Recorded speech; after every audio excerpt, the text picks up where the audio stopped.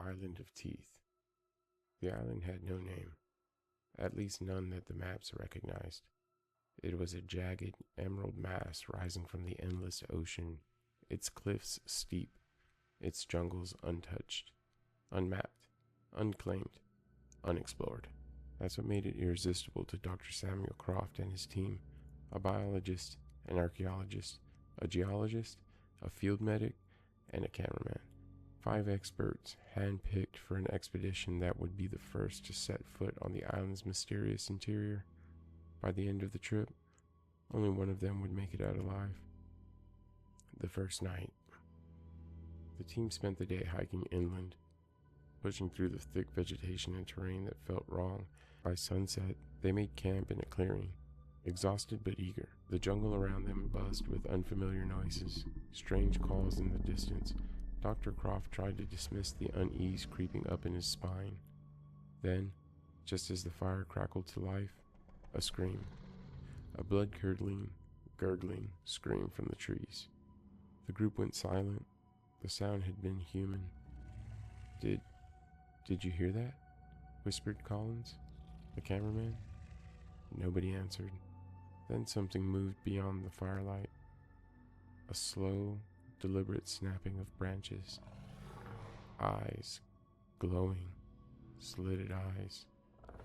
And then the jungle erupted. Hunted.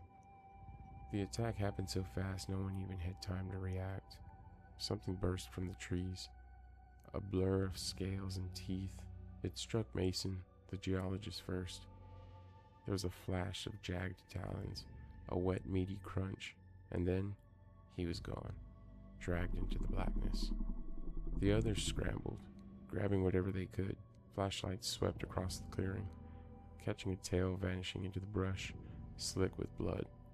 "Move, move," Croft shouted. They ran blindly into the jungle, fear surging through their veins. The calls of the unseen creatures echoed around them, circling, tracking. This wasn't an attack. It was a hunt. The slaughter. By the time they realized they were being funneled, it was too late. The group skidded to a halt in a narrow ravine, its walls too steep to climb. The jungle went silent. Then, a deep, guttural growl. Something stepped forward from the trees. It was massive, its head crowned with a bony ridge, its body thick with muscle and scars. A predator that had never learned to fear man. It didn't charge, it stopped. Collins screamed and bolted. Bad move. The beast lunged, its jaws closing around him. A sickening crunch. Bones shattered like twigs. Collins didn't even get to finish his scream. More shadows moved in from the jungle, more of them watching, waiting. Dr. Croft grabbed Sarah, the field medic, and Elliot, the archaeologist. "We need to go. Now." But before they could move, something pounced. A flash of claws. Something was yanked off her feet. She thrashed, shrieking as she was dragged into the undergrowth. And then, silence. Just Croft and Elliot now. The beasts circled. "Run," Croft whispered. "Run like hell." The final escape. They made it as far as the cliffs before Elliot fell. A root, a misstep.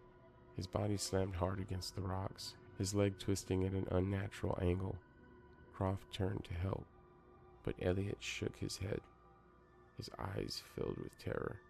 "They're coming," he gasped. Croft looked up. The jungle was moving. He took one last look at his friend, then he ran. Behind him, Elliot's final screams were drowned out by the sounds of tearing flesh and snapping bones. Croft reached the shore as the sun began to rise. The boat was there, waiting, a lifeline in the madness. He stumbled aboard, gasping, his hands still slick with Elliot's blood. As he pushed away from the shore, the jungle remained still, but he saw them, shapes in the trees, watching, learning, as if they knew. One had escaped. One would tell the world, and maybe, just maybe, one day they would come find him.